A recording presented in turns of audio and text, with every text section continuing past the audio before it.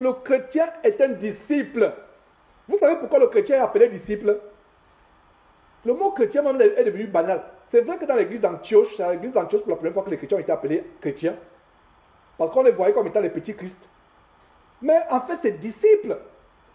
Est-ce que vous avez déjà posé la question pourquoi le mot disciple? Nous avons un maître. Dans disciple, il y a discipline. Un disciple est discipliné. Tu ne disciplines pas tes yeux. Tu ne disciplines pas ta langue, tes réactions. On te provoque.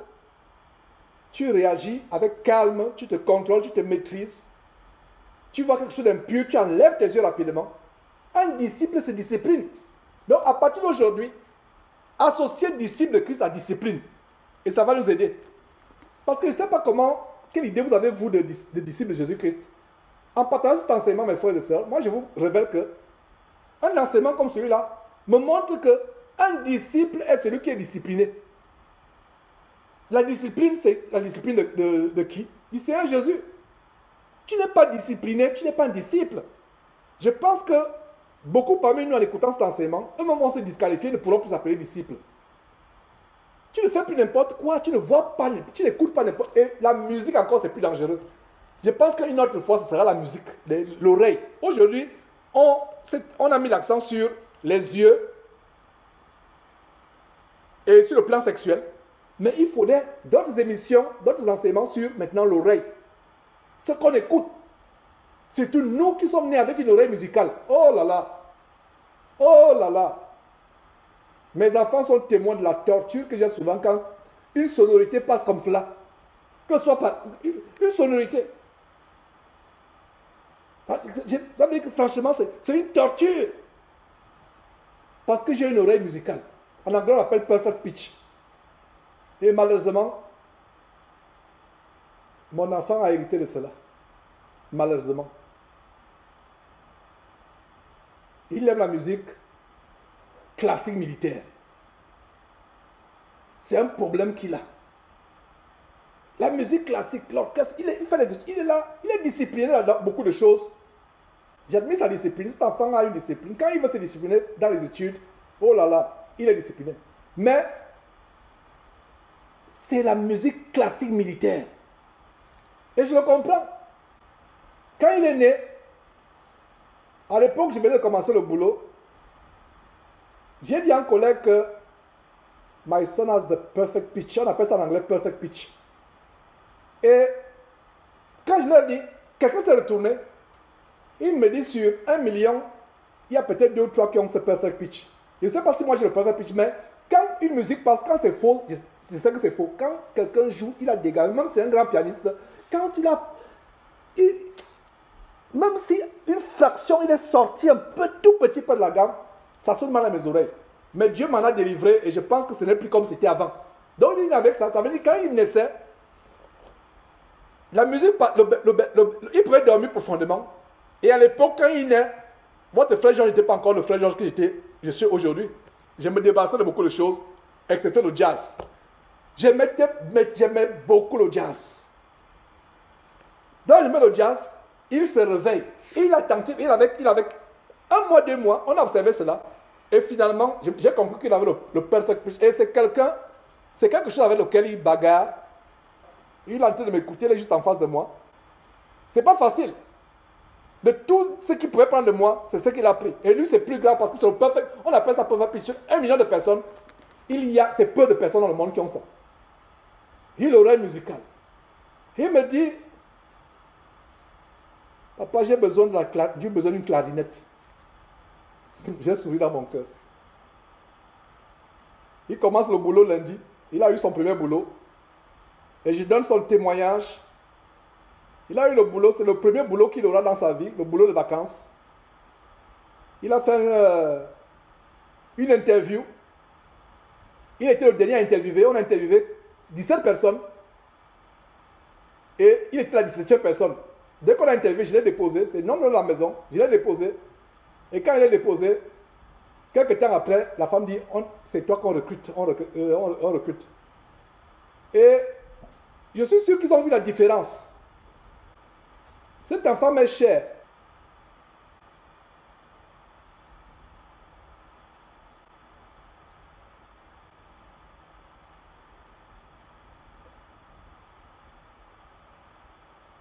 Le micro ne s'est pas coupé.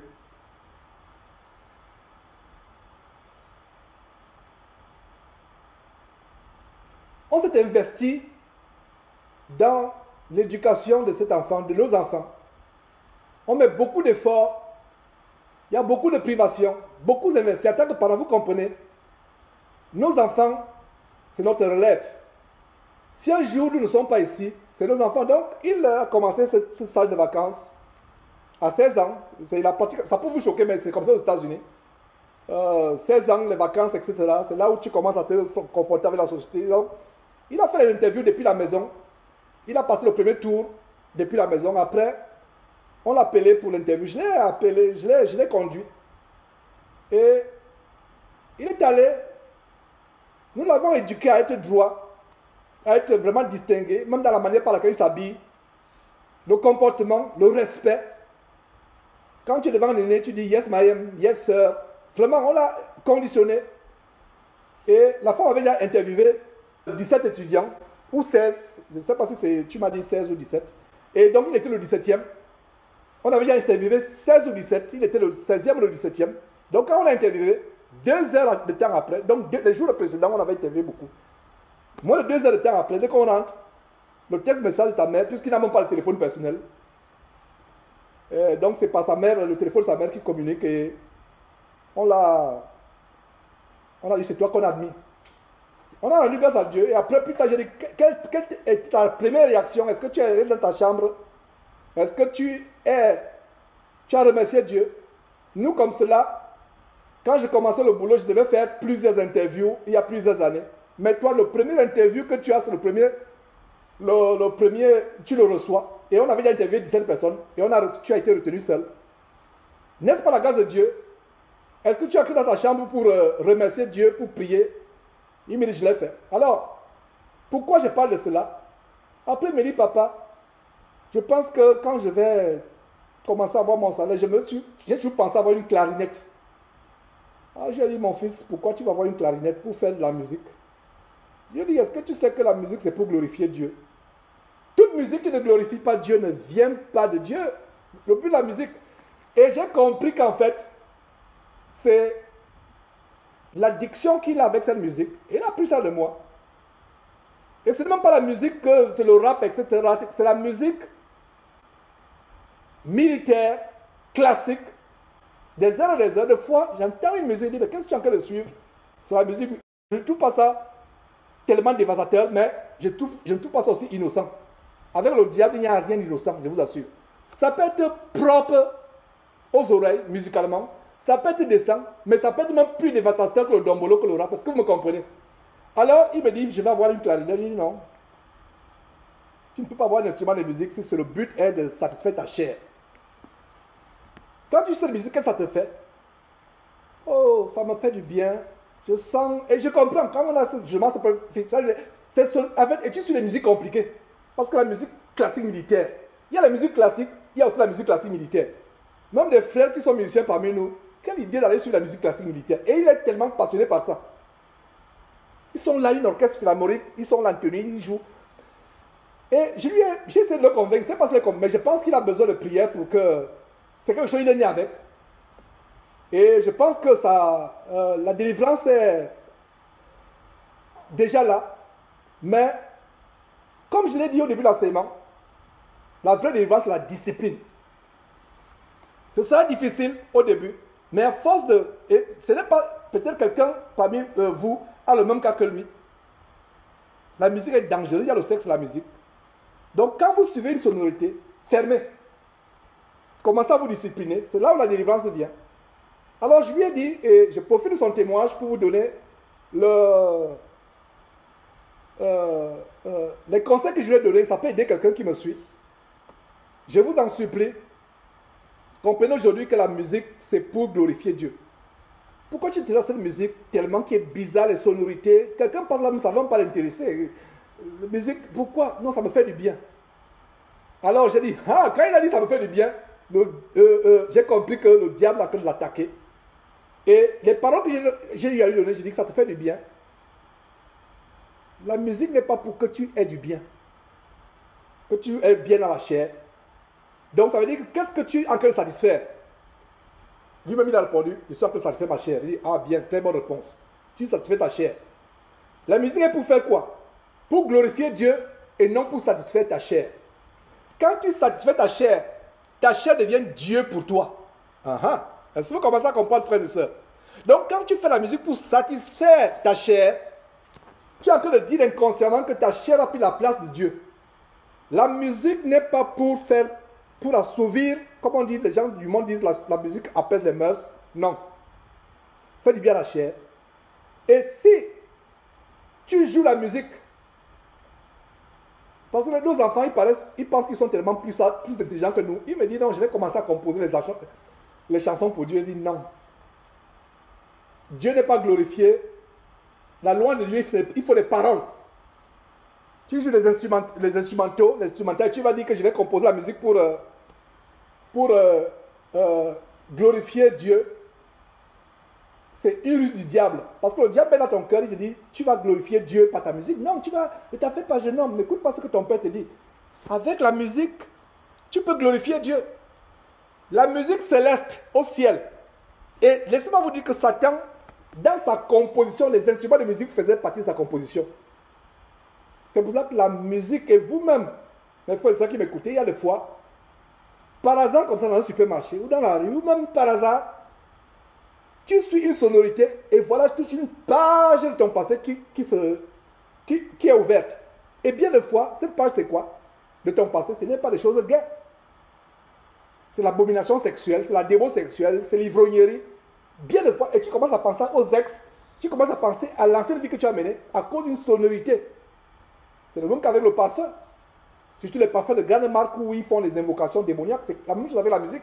Une sonorité, tu deviens nostalgique et triste subitement. Tu as l'impression de voir tout ton passé, tu vois comment tu étais, tu vois comment... Et la nostalgie te gagne et comment Satan t'attaque. C'est pour ça que nous devons avoir le discernement. Je pense que c'est un combat que j'ai avec cet enfant.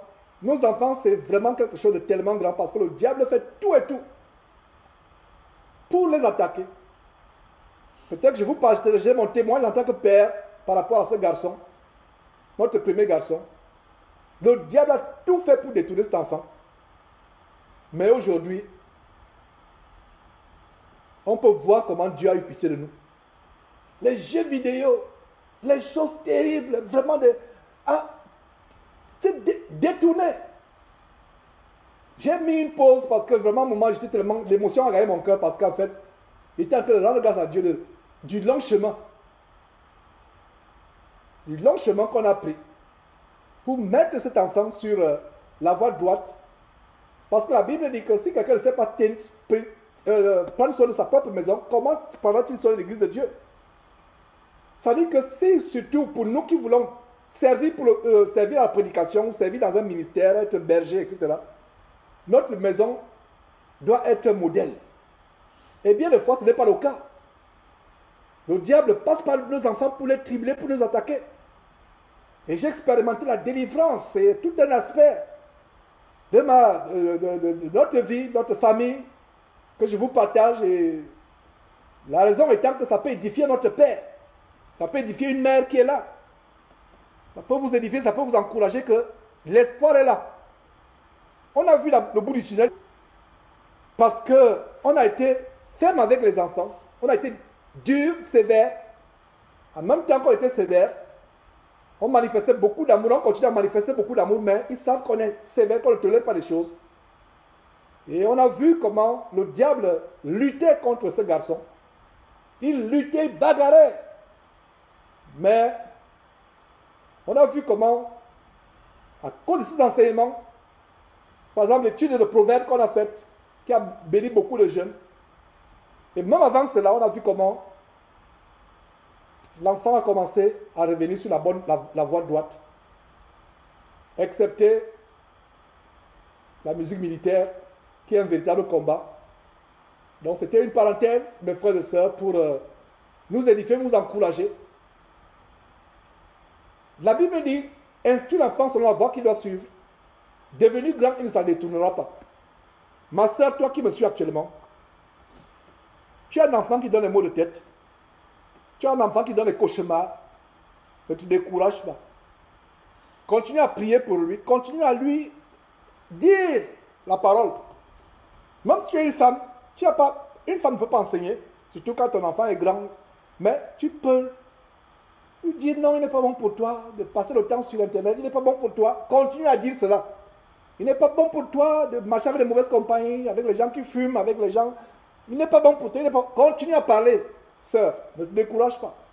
Qu'il soit fatigué, continue à parler, continue à lui donner des conseils.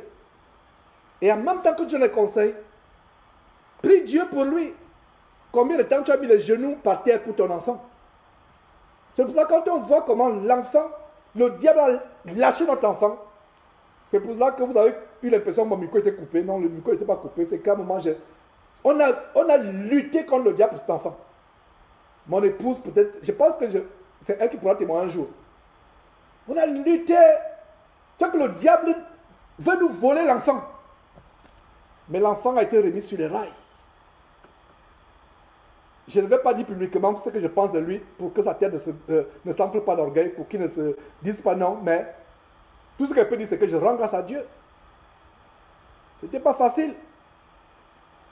Tu sens comment le diable se manifeste à l'enfant. Se manifeste à l'enfant. C'est pour ça qu'on conseille, faites attention avec les gens que vous fréquentez. Même les faux frères. Parce que si tu as des frères et des sœurs qui n'ont pas le même niveau de discipline, ils peuvent faire une porte d'achoppement pour votre enfant. Votre enfant a eu une grande porte d'achoppement. La porte a été fermée il y a plusieurs années, mais ça va laisser des dégâts. Et le diable a utilisé ces dégâts. Il a fallu de discipline, beaucoup de prières, beaucoup de discipline, beaucoup d'exhortations pour que cette porte soit fermée et que les dégâts qui ont été faits partent. Et aujourd'hui, on peut rendre grâce à Dieu. Et je peux dire que j'ai retrouvé le garçon que je voulais avoir. C'est une longue histoire. Est-ce que j'ai prévu parler de cela? Non. Si Dieu me met à cœur de dire quelque chose, d'abord c'est pour sa gloire. Ça ne peut pas pour la gloire de Georges ou pour la gloire de l'enfant qui est au centre de cette histoire. C'est pour la gloire de Dieu. Imaginez le premier garçon que vous avez, tout l'espoir que vous avez sur lui. Et en ce qui me concerne, prédicateur de l'évangile, mon plus grand soin, c'est que mon enfant ait la crainte de Dieu, qu'il soit balayé de rue, qu'il soit le dernier de la société. Ces études ne m'impressionnent pas. À moins, sinon, être discipliné en même temps des études, c'est aussi un degré de discipline que je recherche à mes enfants. Mais ce qui est plus grand, c'est la crainte de Dieu. C'est l'honnêteté, la droiture. Éviter le mensonge, éviter la fraude. Ne pas avoir le sexe avant le mariage. Le respect de ses parents. Et aujourd'hui, après plusieurs années de combat, j'ai retrouvé un enfant. On le tirait à la corde. Le diable tirait d'une main, je tirais d'une autre main. Ça a duré au moins 3 ans comme cela. Et aujourd'hui, nous avons la victoire. Cet enfant est revenu sur les rails. Et ma prière, c'est qu'il continue comme cela. Donc, parents, soyez encouragés par cela. Il y a espoir, maman, que me suit. Il peut arriver que par tes fautes plus tard, et par tes fautes passées plus tard, tu te retrouves seul en train d'élever les enfants. Il y a espoir. Il y a espoir, il n'est pas trop tard. C'est une parole d'encouragement que je donne. Et je donne ce témoignage pour le fortifier, pour rendre grâce à Dieu. Il n'est pas tard. C'est facile de perdre nos enfants, surtout dans la société dans laquelle nous vivons. C'est facile de les perdre. C'est facile, c'est facile. C'est facile de perdre nos enfants, c'est facile. Internet, les mauvaises compagnies, une mauvaise compagnie. Et ça, c'est quand l'enfant avait 4 ans, 3 ans. On a découvert plus tard cela. Plus tard, Dieu nous a montré plus tard. C'est à quoi les enfants ont été exposés. Le danger d'Internet. Donc quand je parle d'Internet, vous ne pensez pas à quel point c'est tellement dangereux. Et pour nous qui avons des enfants, il peut arriver aussi que peut-être vous n'avez même pas le contrôle sur les enfants. Il peut arriver, il y a des situations, des frères et sœurs parmi nous qui sont peut-être divorcés. Les enfants se retrouvent avec le papa incroyant. Ou les enfants se retrouvent avec la maman incroyante. Frères, sœurs, continuez à prier. Si tu peux passer le temps avec les enfants, même les 2 heures que tu passes avec les enfants, peu importe à qui le juge a confié les enfants. Parce qu'il y a beaucoup de situations, mes frères et sœurs. Je ne pourrais pas quitter ce monde dans la paix. Je dis à mes enfants que je ne pourrais pas quitter ce monde dans la paix pour aller attendre le retour du Seigneur Jésus-Christ en sachant qu'un d'eux n'est pas dans la voie du Seigneur. C'est le plus grand échec de ma vie. La plus grande douleur. Je dis souvent que je suis tellement radical avec mes enfants. Si un ne marche pas droit, surtout les filles que j'entends que ma fille a été déviergée délibérément, volontairement, le courant, ça c'est fini ce jour-là. C'est pas possible. Pourquoi? Parce que je l'ai averti des années, ce n'est pas que je ne l'ai pas averti. Mais en même temps, c'est là la tristesse. Et en même temps que c'est là la tristesse, je vais dire, Seigneur,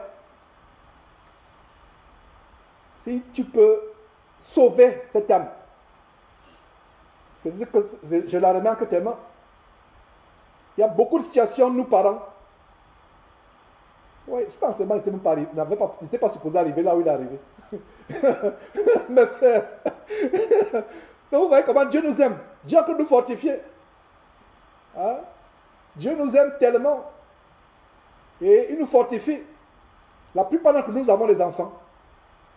La plupart d'entre nous, certains parmi nous, pas la plupart nous avons des enfants, mais certains d'entre nous sommes dans des situations compliquées telles qu'un divorce, une séparation. Les enfants qui sont élevés sans le père, ou que la mère n'est pas là, le papa élève les enfants seuls, la maman élève les enfants seuls, ou alors on a droit aux enfants peut-être une fois, 2 fois. Il y a espoir. Priez pour les enfants comme vous n'avez jamais prié de votre vie. Notre Dieu est fidèle. Certains peuvent voir la délivrance après 4 ans, 5 ans, comme ce fut notre cas. D'autres peuvent voir la délivrance après 50 ans. Il peut m'arriver que tu quittes cette terre dans la souffrance, ayant laissé un enfant rebelle, un enfant débauché. Mais 20 ans après que tu aies quitté cette terre, l'enfant devient un de ces prédicateurs qui va vraiment apporter la lumière et l'encouragement à d'autres personnes. Qui sera même plus zélé dans l'évangélisation, dans la dénonciation des œuvres, 100 fois plus que votre frère Georges qui vous parle actuellement. Donc, j'ai ouvert une grande parenthèse pour vous partager ce témoignage, pour vous encourager. Le diable s'attaque à nos enfants. Faisons notre part. Ne soyons pas tolérants. Ne soyons pas tolérants. Ne tolérons pas le péché. Soyons sévères quand il faut être sévère. Soyons aimants quand il faut être aimants. Ne soyons pas des dictateurs au point où l'enfant te rencontre, te voit, quand il te voit, il a peur de toi comme il a peur d'un monstre. Ce n'est pas de cette peur-là. La peur que j'ai de Dieu, ce n'est pas la peur d'un monstre. Je vous explique la peur que j'ai de Dieu. La peur que j'ai de Dieu, c'est une crainte de telle manière qu'il m'a tellement aimé. Il est tellement merveilleux, tellement bon que j'ai peur de le décevoir. Je l'aime tellement que quand je fais quelque chose qui est mal, mon cœur est déchiré. Nous n'avons pas peur de Dieu comme d'un père fouettard. Il peut être un père fouettard, ne me comprenez pas mal. Notre Dieu peut être un père fouettard, très fouettard, même punir. Mais voyons notre Père comme étant quelqu'un qui nous a aimés. Ce qu'il a fait pour nous, nous sommes réunis aujourd'hui à cause de son amour. Il nous a délivrés de l'enfer à venir. Il nous a fait connaître son Fils Jésus-Christ. Alors la crainte de Dieu signifie que quand je veux faire quelque chose de mal, je l'aime tellement que je l'adore tellement que mon cœur est brisé quand j'ai enfreint un de ses commandements. Donc, aimons nos enfants. Passons beaucoup de temps avec eux.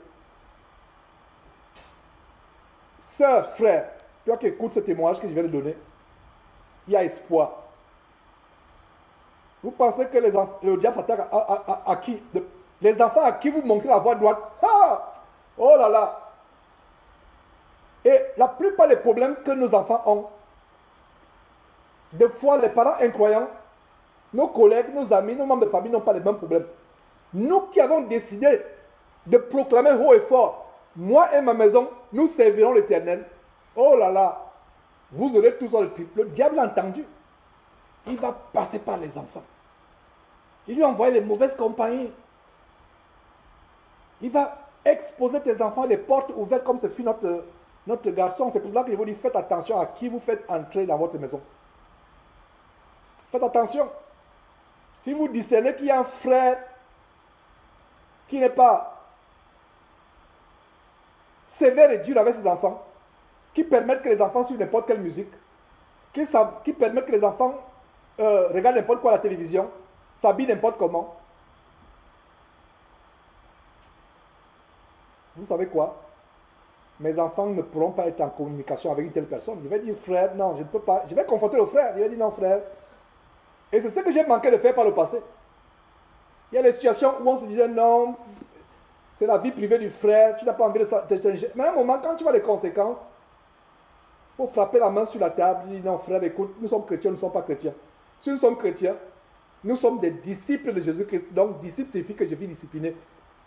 Je pense qu'il est question, tel que je vois, la manière par laquelle tu es laxiste avec tes enfants, ils peuvent jouer n'importe quel jeu, aller sur Internet n'importe comment. Il n'y a même pas de contrôle parental sur Internet. Il n'y a rien, il n'y a rien. Ils font ce qu'ils font. Ils peuvent danser n'importe quelle musique, s'habiller n'importe comment. Ça peut être un danger.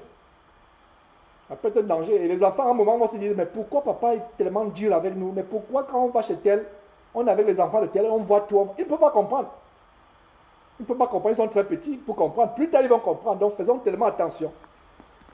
Terminons cet enseignement. Soyez bénis, soyez fortifiés, frères. Soyez fortifiés. Ma soeur, je ne sais pas de qui je parle. Je ne vous connais pas tous individuellement ou personnellement parlant. Mais si le Seigneur a voulu que nous ouvrons cette parenthèse, c'est parce qu'il y a un besoin. Donc, sœur, reprends le sourire, reprends la paix dans ton cœur. L'espoir n'est pas fini.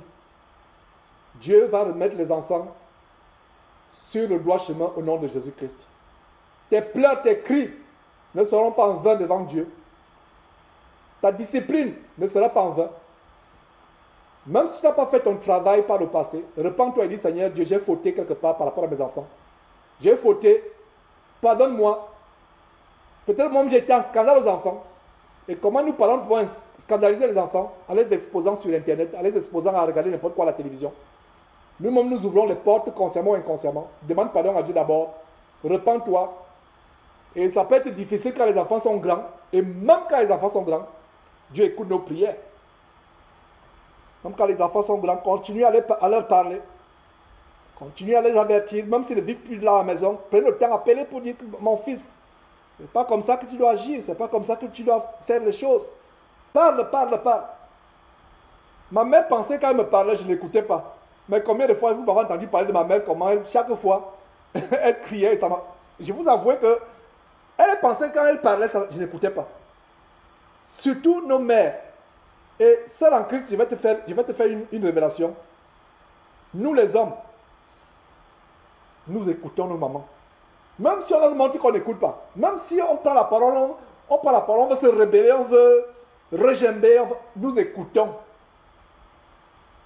Est-ce qu'un frère peut lever la main pour confirmer ce que Dieu est vrai? Même si on écoute, même si on dit, maman, ce que tu dis là, il y a le mystère du cordon ombilical, surtout nous les hommes. Voilà. Beaucoup de gens ont levé la main. Nous écoutons nos mamans, même si elles ont l'impression qu'on écoute, on écoute. Donc ma soeur ne te décourage pas. Ah, elle n'est plus à la maison. Mes enfants ne sont plus à la maison. Ils sont partis, ils sont grands. Prends le téléphone. Même s'il faut que tu appelles 3 fois par semaine pour parler.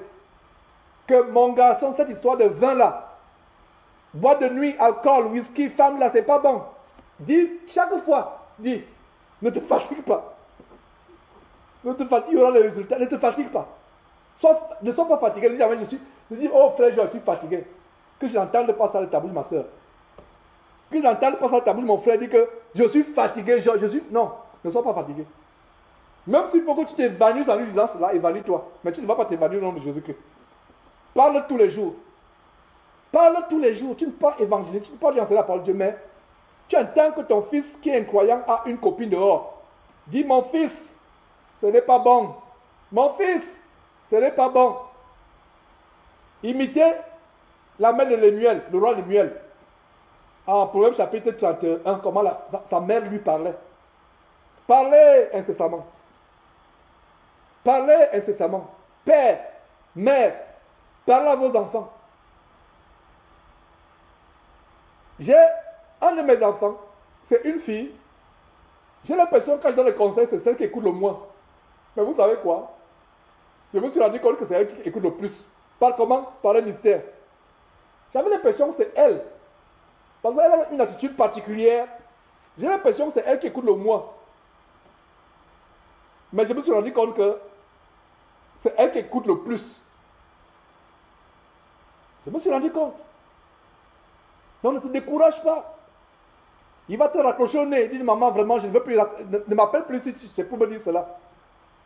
Prochainement, tu appelles. Quand tu finis par la conversation, tu dis, mon fils, laisse cette copine.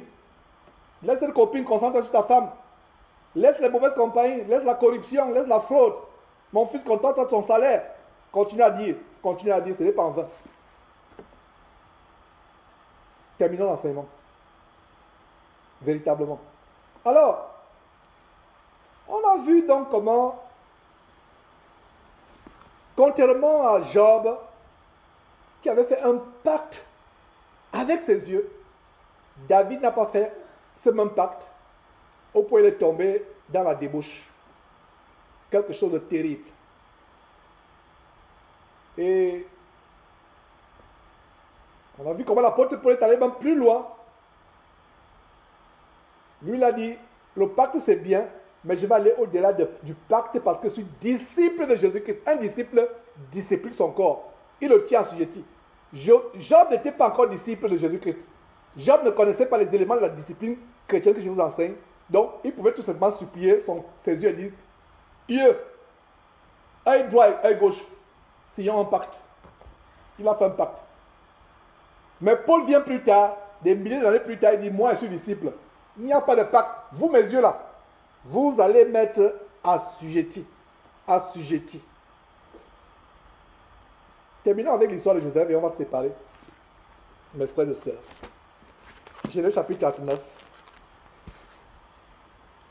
Je vais lire cette histoire rapidement. J'aime tellement cette histoire et on a fait aussi l'étude approfondie de Genèse. Je rappelle ces études parce que je vous encourage à aller suivre et re-suivre et re-suivre ces études, les partager autour de vous. Elles seront publiées, republiées sur YouTube dans quelques jours. Mais il y a des chaînes qui ont quelques extraits de ces études. Alors, regardez un jeune homme. Et l'histoire de Joseph,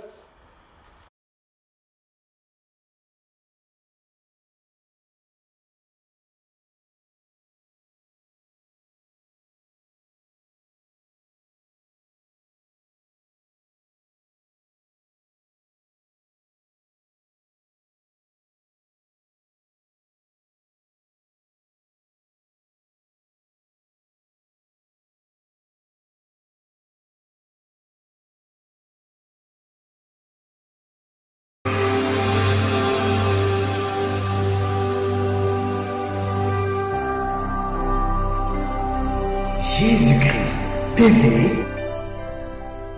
vous connaîtrez la vérité et la vérité vous affranchira.